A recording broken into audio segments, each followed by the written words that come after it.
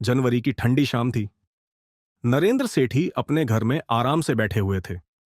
वो दिन भर की टीम मीटिंग्स और काम खत्म करके गर्मा गर्म सूप का आनंद ले रहे थे। पास में उनकी डायरी खुली हुई थी, जिसमें वो अगले दिन के टास्क प्लान कर रहे थे। उनकी दिनचर्या बेहद व्यवस्थित थी और वो हर पल का सही उपयोग करना जानते थे। तभी गेट की घंटी बजी। नरेंद्र ने सूप का आखिरी घूंट लिया और गेट की तरफ बढ़े। दरवाजा खोलते ही उन्होंने देखा, सामने निखिल सैनी खड़ा था। निखिल का चेहरा उतरा हुआ था। उसकी ऊर्जा बेहद कम लग रही थी, मानो वो किसी भारी उलझन में हो। नरेंद्र ने तुरंत उसे अंदर बुलाया। आओ निखिल, अंदर आओ। इतनी ठंड में बाहर क्यों खड़े हो? नरेंद्र ने मुस्कुराते हुए कहा। निखिल ने धीरे से जवाब दिया, सर, मैं आपसे बात करने आया हूं। बहुत परेशान हूं। मेहनत तो बहुत करता हूं, लेकिन नतीजे वैसे नहीं मिल रहे। हर बार लगता है कि शायद कुछ कमी रह गई। मुझे समझ नहीं आता कि मैं आगे कैसे बढ़ूं। नरेंद्र ने उसकी बात ध्यान से सुनी और बोले, चलो पहले बैठो, सूप लोगे? नहीं सर, बस आपसे बात करनी थी, निखिल ने जवाब दिया। नरेंद्र ने पास में रखे कंबल को उठाया और निखिल को देते हुए कहा, पहले आराम करो। जब तक तुम खुद को ठंड से बचाओगे नहीं, तब तक सही सोच भी नहीं पाओगे। नरेंद्र ने अपनी डायरी बंद की और पूरी तरह से निखिल की ओर ध्यान लगाया। निखिल, बताओ, ऐसा क्या है जो तुम्हें सबसे ज्यादा परेशान कर रहा है? नरेंद्र ने पूछा। सर, मैं भी आपकी तरह मेहनत करता हूं, दिन रात जुटा रहता हूं, लेकिन फिर भी आप जैसा नाम और सफलता क्यों नहीं हासिल कर पाया? मेरे साथ ऐसा क्यों हो रहा है? नरेंद्र थोड़ी देर चुप रहे, फिर बोले, तुम्हारे सवाल का जवाब मैं एक किताब से देना चाहूंगा, जो मेरी जिंदगी का आधार रही है। यह किताब है क्लैरिटी। आज मैं तुम्हें इसके पहले 2 अध्यायों के बारे में बताऊंगा। शायद तुम्हारी समस्या का जवाब यहीं छिपा हो। निखिल ने उत्सुकता से सिर हिलाया। Chapter 1, we are all terminal, don't accelerate the process. Nikhil, पहला अध्याय हमें सिखाता है कि हमारी जिंदगी सीमित है। हम सबके पास एक निश्चित समय है, लेकिन अक्सर हम अपनी गलत आदतों और बेकार चीजों में उलझकर इस सीमित समय को और भी छोटा कर लेते हैं। नरेंद्र ने समझाना शुरू किया, जब मैं इस इंडस्ट्री में नया था, तब मैं भी दिन रात मेहनत करता था, लेकिन बिना किसी प्लानिंग के। नतीजा यह हुआ कि मैं थक गया और मेरी ऊर्जा खत्म हो गई। लेकिन फिर मैंने सीखा कि हमें हर दिन को प्लान करना होगा। अपनी ऊर्जा और समय को बेकार चीजों पर बर्बाद मत करो। खुद से पूछो, क्या जो मैं कर रहा हूं वो मुझे मेरे लक्ष्य के करीब ले जा रहा है? अगर जवाब ना है तो उस काम को मत करो। निखिल ने सहमति में सिर हिलाया। शायद मैं यही गलती कर रहा हूं सर। मैं हर चीज को करने की कोशिश करता हूं, लेकिन कहीं ना कहीं फोकस नहीं है। Chapter 2, know why. सही कहा निखिल, नरेंद्र ने कहा। दूसरा अध्याय कहता है कि तुम्हें अपना वाई पता होना चाहिए। तुम ये सब क्यों कर रहे हो?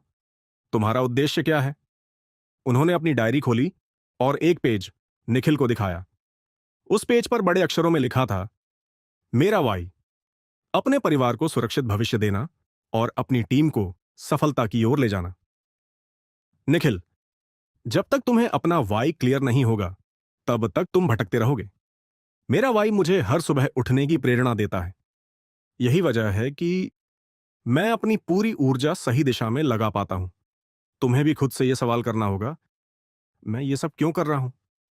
निखिल ने गहरी सांस ली और कहा, शायद मैंने कभी इतनी गहराई से नहीं सोचा। मेरा ध्यान बस पैसे कमाने पर था। लेकिन अब समझ में आ रहा है कि उससे भी ज्यादा जरूरी मेरा वाई है। नरेंद्र मुस्कुराए। ठीक कहा। अब आज से एक काम करो, हर दिन थोड़ा समय निकालो और अपना वाई क्लियर करने पर ध्यान दो। यह शुरुआत होगी। नरेंद्र ने निखिल को गर्म चाय का कप दिया और बोले, चलो आज के लिए इतना ही। जब तुम इन 2 बातों पर काम कर लोगे, तो मैं तुम्हें अगले कदम के बारे में बताऊंगा। निखिल ने कृतज्ञता से सिर झुकाया। धन्यवाद सर, आपने आज मेरी सोच बदल दी। मैं इन दोनों बातों पर जरूर काम करूंगा। नरेंद्र ने कहा, याद रखना निखिल, सफलता मेहनत से नहीं, सही दिशा में मेहनत से मिलती है। जैसे ही निखिल वहां से निकला, उसके चेहरे पर एक नई ऊर्जा और आत्मविश्वास झलक रहा था। अब वह नए सवालों और नई चुनौतियों के लिए तैयार था।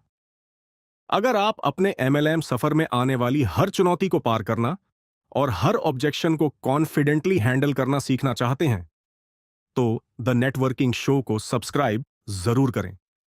आपका सपोर्ट ही हमें आपकी सफलता की कहानियां बनाने के लिए प्रेरित करता है। जनवरी की ठंडी शाम के बाद निखिल ने नरेंद्र सेठी की बातों पर काम करना शुरू कर दिया था। उसने अपना वाई क्लियर किया और अपनी दिनचर्या में कुछ बदलाव भी किए। लेकिन कुछ ही हफ्तों बाद उसे महसूस हुआ कि उसकी मेहनत में अब भी सही दिशा का अभाव है। एक शाम निखिल ने नरेंद्र को कॉल किया। सर, मैं फिर से उलझ गया हूं, क्या मैं आपसे मिल सकता हूं? नरेंद्र ने तुरंत कहा, निखिल, इस बार बिना औपचारिकता के सीधे आ जाओ। लगता है हमें क्लैरिटी के अगले 2 अध्यायों पर बात करनी होगी। निखिल नरेंद्र के घर पहुंचा। अंदर आते ही नरेंद्र ने कहा, तो इस बार क्या समस्या है? निखिल ने सीधे जवाब दिया, सर, मैंने अपना वाई तो क्लियर कर लिया है, लेकिन अब मेरे पास इतने सारे टास्क और आइडियाज हैं कि समझ नहीं आ रहा कि किसे पहले करूं। ऐसा लगता है कि मैं फिर से भटक रहा हूं। नरेंद्र मुस्कुराए और बोले, बहुत अच्छा, इसका मतलब है कि तुम सही रास्ते पर हो। लेकिन अब समय है कि हम अगले 2 अध्यायों पर ध्यान दें। क्लैरिटी का यही तो कमाल है। हर नई चुनौती के साथ इसका एक जवाब होता है। चलो सीधे मुद्दे पर आते हैं। Chapter 3, live with intentionality. Nikhil, तुमने कभी सोचा है कि तुम हर दिन कितना काम करते हो और उसमें से कितना काम वाकई जरूरी होता है? नरेंद्र ने पूछा। सर, यही तो मेरी समस्या है। मुझे लगता है कि हर काम जरूरी है, इसलिए मैं सब कुछ करने की कोशिश करता हूं, निखिल ने जवाब दिया। यही तो गलती है, नरेंद्र ने समझाया। तीसरा अध्याय कहता है कि तुम्हें इंटेंशनल बनना होगा, यानी हर काम को एक मकसद के साथ करना होगा। बिजी होने का मतलब प्रोडक्टिव होना नहीं है। नरेंद्र ने पास पड़ी एक नोटबुक उठाई और कहा, देखो, मैं हर दिन के टास्क को 3 हिस्सों में बांटता हूं। हाई प्रायोरिटी टास्क्स, वो काम जो मेरे वाई को सपोर्ट करते हैं। मीडियम प्रायोरिटी टास्क्स, वो काम जो जरूरी तो हैं लेकिन तुरंत नहीं। लो प्रायोरिटी टास्क्स, वो काम जिन्हें मैं दूसरों को सौंप सकता हूं या बाद में कर सकता हूं। अब तुम अपने दिन को इसी तरह प्लान करो और याद रखो, जो काम तुम्हें अपने लक्ष्य के करीब ले जा रहा है वही सबसे ज्यादा जरूरी है। बाकी सब इंतजार कर सकता है। निखिल ने सिर हिलाया। सर, यह तो बहुत आसान लग रहा है, लेकिन मैंने इसे पहले कभी नहीं सोचा। मैं बस हर काम को तुरंत निपटाने की कोशिश करता था। याद रखो निखिल, नरेंद्र ने कहा, जिंदगी में सही दिशा में छोटे कदम उठाना गलत दिशा में तेज दौड़ने से कहीं बेहतर है। Chapter 4, find your genius. अब आते हैं अगले अध्याय पर। फाइंड योर जीनियस, नरेंद्र ने कहा। निखिल, हर इंसान में कुछ ऐसा खास होता है जिसे हम उसका जीनियस कहते हैं। यह वो काम है जिसमें वह सबसे बेहतर है और जिसे करने में उसे सबसे ज्यादा खुशी मिलती है। तो क्या तुम जानते हो कि तुम्हारा जीनियस क्या है? नरेंद्र ने पूछा। निखिल थोड़ी देर सोचता रहा, फिर बोला, मुझे टीम के साथ काम करना और उन्हें मोटिवेट करना सबसे अच्छा लगता है। जब मैं किसी मीटिंग में होता हूं तो मुझे लगता है कि मैं अपनी पूरी एनर्जी दे रहा हूं। बिल्कुल सही, नरेंद्र ने उसकी बात को सराहा। अब तुम्हारा काम है अपने जीनियस पर ध्यान लगाना। बाकी काम जिन्हें तुमसे बेहतर कोई और कर सकता है उन्हें दूसरों को सौंप दो। यह तुम्हारे समय और ऊर्जा का सबसे सही उपयोग होगा। निखिल ने सिर झुकाकर कहा, सर, अब बात समझ में आ रही है। शायद मैं अपने जीनियस को पहचानने की कोशिश ही नहीं कर रहा था, बस सब कुछ खुद करने की कोशिश कर रहा था। यही फर्क है निखिल, नरेंद्र बोले। जब तुम अपने जीनियस पर फोकस करते हो तो तुम्हारी प्रोडक्टिविटी और परिणाम दोनों बेहतर हो जाते हैं। नरेंद्र ने बात खत्म करते हुए कहा, अब तुम्हारे पास 2 नई चीजें हैं, इंटेंशनैलिटी और जीनियस। इन दोनों को अपनी दिनचर्या में लागू करो और अगली बार जब तुम किसी नई समस्या का सामना करो तो मुझसे जरूर बात करना। याद रखो, हर समस्या का समाधान होता है, बस सही दिशा में सोचने की जरूरत होती है। निखिल ने मुस्कुराते हुए कहा, धन्यवाद सर, आपने मेरी सोच को एक बार फिर बदल दिया। अब मैं पूरी तैयारी के साथ आगे बढ़ूंगा।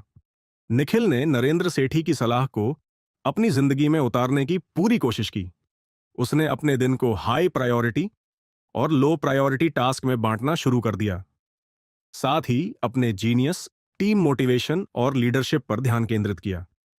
कुछ समय तक चीजें सही चलीं, लेकिन फिर एक और चुनौती ने उसका रास्ता रोक लिया।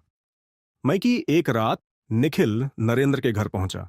इस बार उसकी आंखों में चिंता के साथ हल्की निराशा भी थी।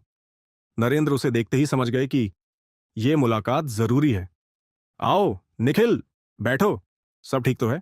नरेंद्र ने पूछा।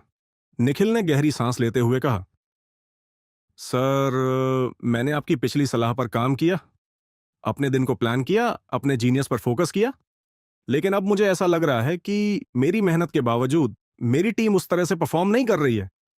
और ईमानदारी से कहूं तो अब मैं खुद को अंदर से कमजोर महसूस कर रहा हूं। कहीं ना कहीं मुझे लगता है कि मैं खुद अपनी टीम को सही दिशा नहीं दे पा रहा। क्या मैं कुछ गलत कर रहा हूं? नरेंद्र ने गंभीरता से सुना और बोले, निखिल, यह वक्त तुम्हारे लिए सबसे ज्यादा सीखने का है, क्योंकि अब तुम उस पड़ाव पर हो जहां क्लैरिटी के अगले 2 अध्याय तुम्हारी समस्या का समाधान देंगे। Chapter 5, remove the clutter. सबसे पहले हमें तुम्हारी समस्या की जड़ तक पहुंचना होगा। रिमूव द क्लटर यानी अपने काम और दिमाग से फालतू चीजों को हटाना। निखिल, क्या तुमने कभी यह सोचा है कि तुम अपनी एनर्जी किन चीजों पर बर्बाद कर रहे हो? निखिल थोड़ा चौंक गया। सर, मेरा पूरा ध्यान काम पर ही रहता है, लेकिन हाँ, कभी कभी मैं सोचता हूं कि शायद मैं कई ऐसे टास्क कर रहा हूं जिनकी जरूरत नहीं है। नरेंद्र ने मुस्कुराते हुए कहा, यही बात है, जब हम फालतू चीजों से घिरे रहते हैं तो हमारी फोकस एनर्जी कमजोर हो जाती है। इसीलिए जरूरी है कि तुम अपने काम, सोच और लाइफ से उन चीजों को हटाओ जो तुम्हारे लक्ष्य में मददगार नहीं है। उन्होंने एक उदाहरण दिया। मान लो तुम्हारे पास एक गाड़ी है, लेकिन उसमें इतना सामान भरा है कि तुम उसे तेज चलाने में असमर्थ हो। यही फालतू चीजें तुम्हारे दिमाग और काम में भी होती हैं। अब तुम्हें यह तय करना होगा कि कौन सी चीजें वाकई जरूरी हैं और कौन सी नहीं। इसे लिखो, एक लिस्ट बनाओ और जो जरूरी नहीं है उसे हटाओ। निखिल ने सिर हिलाते हुए कहा, मैं समझ गया सर, लेकिन क्या यह हर काम और हर सोच पर लागू होगा? बिल्कुल, नरेंद्र बोले। जितना कम सामान, उतनी तेज गाड़ी। जितना कम दिमागी कचरा, उतनी तेज तरक्की। Chapter 6, simplify to amplify. अब आते हैं अगले अध्याय पर। नरेंद्र ने कहा, तुम्हारी लाइफ में जितनी सादगी होगी उतना ही तुम्हारा असर बढ़ेगा। इसे कहते हैं सिंप्लीफाई टू एम्पलीफाई। निखिल, क्या तुमने कभी गौर किया है कि जटिल चीजें हमें सिर्फ उलझाती हैं? निखिल ने जवाब दिया, हां सर, कई बार मैं चीजों को इतना जटिल बना देता हूं कि खुद ही समझ नहीं पाता कि कहां से शुरू करूं। यही गलती है, नरेंद्र बोले। लाइफ को जितना आसान बनाओगे उतना ही तुम्हारे काम और सोच का असर बढ़ेगा। तुम्हें सिर्फ 3 बातों पर ध्यान देना है।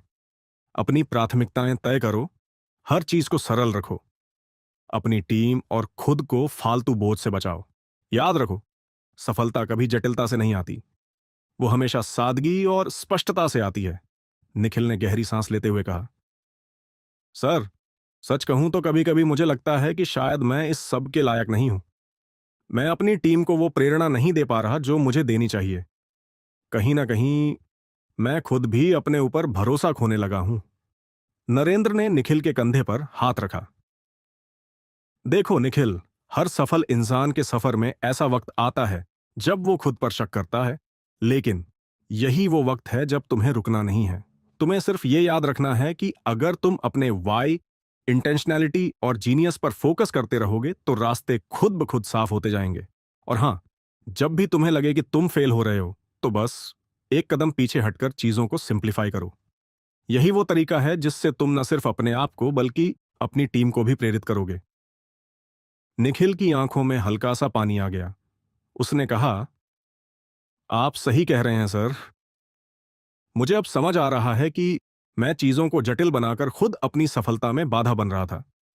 अब से मैं हर चीज को सरल और स्पष्ट रखने की कोशिश करूंगा। नरेंद्र ने मुस्कुराते हुए कहा, याद रखना निखिल, सफलता सिर्फ मेहनत से नहीं, बल्कि सही दिशा और सादगी से आती है। अब जाओ और इन 2 अध्यायों को अपनी जिंदगी में उतारो। और हाँ, अगली बार जब भी तुम किसी दुविधा में हो, तो मुझसे मिलने आ जाना। निखिल ने नरेंद्र सेठी की सलाह पर अमल किया। उसने अपनी दिनचर्या को सिंप्लीफाई किया और अपने काम से क्लटर हटाकर सादगी अपनाई। इससे उसकी सोच और काम दोनों में निखार आया। उसकी टीम में भी सुधार दिखने लगा। लेकिन कुछ हफ्तों बाद उसे फिर एक समस्या का सामना करना पड़ा। अगस्त की एक शांत शाम, बारिश की हल्की बूंदें गिर रही थीं। निखिल इस बार बिना कॉल किए ही नरेंद्र के घर पहुंच गया। दरवाजा खटखटाते हुए उसने सोचा, सर शायद व्यस्त होंगे, लेकिन इस वक्त मुझे उनकी मदद की सख्त जरूरत है। दरवाजा खोलते ही नरेंद्र ने मुस्कुराते हुए कहा, आओ निखिल, लगता है कि आज फिर से क्लैरिटी के पन्ने खोलने का वक्त आ गया है। अंदर आओ। नरेंद्र और निखिल ड्राइंग रूम में बैठे। नरेंद्र ने पूछा, तो क्या हुआ इस बार? निखिल ने गहरी सांस ली और कहा, सर सब कुछ सही चल रहा था। मैंने टीम में सुधार भी देखा, लेकिन अब मुझे ऐसा लग रहा है कि हमारी ग्रोथ रुक गई है। मैं और मेरी टीम मेहनत तो कर रहे हैं, लेकिन उस ग्रोथ का एक्साइटमेंट खत्म सा हो गया है। टीम में जोश नहीं है और मैं भी कहीं ना कहीं खुद को ठहरा हुआ महसूस कर रहा हूं। क्या आप फिर से मेरी मदद करेंगे? नरेंद्र मुस्कुराए। बिल्कुल करूंगा। तुम्हारी यह समस्या दिखाती है कि अब हमें क्लैरिटी के अगले 2 अध्यायों पर बात करनी होगी। Chapter 7, stay coachable Nikhil. Narendra ने कहा, हे, जब कोई इंसान ठहराव महसूस करता है तो इसका सबसे बड़ा कारण होता है कि उसने सीखना बंद कर दिया है। 7वां अध्याय कहता है, स्टे कोचेबल, यानी हमेशा सीखने और सुधारने के लिए तैयार रहो। क्या तुम्हें लगता है कि तुम अपनी ग्रोथ के लिए नई चीजें सीख रहे हो? निखिल थोड़ी देर सोचता रहा, फिर बोला, सच कहूं तो शायद नहीं। मैंने वही तरीके अपनाए हैं जो पहले काम कर रहे थे, लेकिन अब शायद मुझे कुछ नया सीखने की जरूरत है। यही बात है, नरेंद्र बोले। हर सफल इंसान हमेशा एक स्टूडेंट बना रहता है। कोई भी इतनी ऊंचाई तक नहीं पहुंचता कि उसे सीखने की जरूरत न हो, चाहे वो नई स्किल्स हो, नई सोच हो या दूसरों से सलाह लेना। अब तुम्हें अपनी टीम को भी यही सिखाना होगा। उन्हें बताओ कि हर नई चुनौती को एक सीखने का मौका समझें। खुद को हमेशा कोच करने के लिए तैयार रखो। निखिल ने पूछा, लेकिन सर, मैं अपनी टीम को कैसे कोचेबल बना सकता हूं? नरेंद्र ने जवाब दिया, बहुत आसान है। सबसे पहले खुद उदाहरण बनो। उन्हें दिखाओ कि तुम खुद भी सीखने के लिए तैयार हो। अपने कमजोर पहलुओं को स्वीकार करो और सुधारने की कोशिश करो। जब वो ये देखेंगे तो तुम्हारे नक्शे कदम पर चलेंगे। और हां, उन्हें नए तरीकों को आजमाने के लिए प्रेरित करो। उन्हें बताओ कि गलतियां करना सीखने का हिस्सा है। Chapter 8, focus on what matters most. अब आते हैं 8वें अध्याय पर। नरेंद्र बोले, जब चीजें धीमी पड़ने लगती हैं तो इसका एक और बड़ा कारण होता है। हम अपना ध्यान गलत चीजों पर लगाने लगते हैं। इस अध्याय का नाम है focus on what matters most. Nikhil, तुम्हारी टीम का सबसे बड़ा उद्देश्य क्या है? ग्रोथ, निखिल ने तुरंत जवाब दिया। तो क्या तुम और तुम्हारी टीम हर दिन अपनी ग्रोथ पर काम कर रहे हो? नरेंद्र ने पूछा। निखिल ने सिर झुका लिया। शायद नहीं सर, हम कई बार ऐसी चीजों में फंस जाते हैं जो जरूरी नहीं है। यही समस्या है, नरेंद्र बोले। तुम्हें और तुम्हारी टीम को यह समझना होगा कि हर दिन का एक बड़ा हिस्सा सिर्फ उन्हीं चीजों में लगना चाहिए जो तुम्हारे लक्ष्य को सीधा प्रभावित करती हैं। प्रायोरिटी सेट करो और बाकी सब चीजें या तो टाल दो या किसी और को सौंप दो। उन्होंने एक उदाहरण दिया। मान लो तुम एक बड़ी चट्टान पर चढ़ रहे हो। अगर तुम अपना ध्यान उस ऊंचाई पर नहीं रखोगे जहां तुम्हें पहुंचना है, तो तुम कभी वहां नहीं पहुंचोगे। छोटी छोटी बाधाओं में उलझ कर रह जाओगे। निखिल ने सिर हिलाया। अब समझ आया सर। मैं और मेरी टीम कई बार छोटी छोटी चीजों में फंस जाते हैं और असली मकसद पर फोकस करना भूल जाते हैं। निखिल ने गहरी आवाज में कहा, सर, मैंने आपकी हर बात से बहुत कुछ सीखा है, लेकिन कभी कभी मुझे लगता है कि मैं खुद को सही तरीके से लीड नहीं कर पा रहा हूं। क्या आप सच में मानते हैं कि मैं एक अच्छा लीडर बन सकता हूं? नरेंद्र ने निखिल की ओर देखा और कहा, निखिल, हर बड़ा लीडर वही होता है जिसने खुद अपनी कमजोरियों को स्वीकार कर उन्हें सुधारा है। तुम में लीडरशिप का जुनून है और यही तुम्हारी सबसे बड़ी ताकत है। अब बस तुम्हें हर दिन थोड़ा और बेहतर बनने पर ध्यान देना है। और याद रखना, लीडर वही होता है जो अपने साथ दूसरों की भी ग्रोथ सुनिश्चित करे। नरेंद्र ने बात खत्म करते हुए कहा, अब तुम्हारे पास दो नई सीखें हैं, स्टे कोचेबल और focus on what matters most. इन्हें न सिर्फ अपने काम में बल्कि अपनी टीम की सोच में भी उतारो। और अगली बार जब तुम्हें किसी नई चुनौती का सामना करना पड़े तो मुझसे बेझिझक मिलने आ जाना। निखिल ने नरेंद्र का शुक्रिया अदा किया। जाते जाते उसकी आंखों में एक बार फिर आत्मविश्वास झलक रहा था। दिसंबर की एक सर्द रात, ठंडी हवाओं के बीच निखिल फिर से नरेंद्र सेठी से मिलने पहुंचा। इस बार निखिल के चेहरे पर न तो निराशा थी और न ही परेशानी। उसकी आंखों में चमक और आत्मविश्वास झलक रहा था। दरवाजे पर दस्तक हुई। नरेंद्र ने जैसे ही दरवाजा खोला, उन्होंने निखिल की बदली हुई ऊर्जा को महसूस किया। आओ निखिल, इस बार तुम काफी अलग लग रहे हो। क्या आज भी कोई सवाल है या फिर कुछ खुशखबरी लेकर आए हो? नरेंद्र ने मुस्कुराते हुए पूछा। निखिल ने हंसते हुए कहा, सर, इस बार मैं सिर्फ खुशखबरी लेकर आया हूं। आपकी दी हुई हर सीख ने मेरी जिंदगी बदल दी है। मेरी टीम अब पहले से ज्यादा संगठित है। हमारा ग्रोथ ग्राफ ऊपर जा रहा है और सबसे बड़ी बात, अब मैं खुद पर भरोसा करने लगा हूं। लेकिन एक बात अब भी समझ नहीं आई, क्या यही सफर का अंत है? क्या अब मैं पूरी तरह सफल हो गया हूं?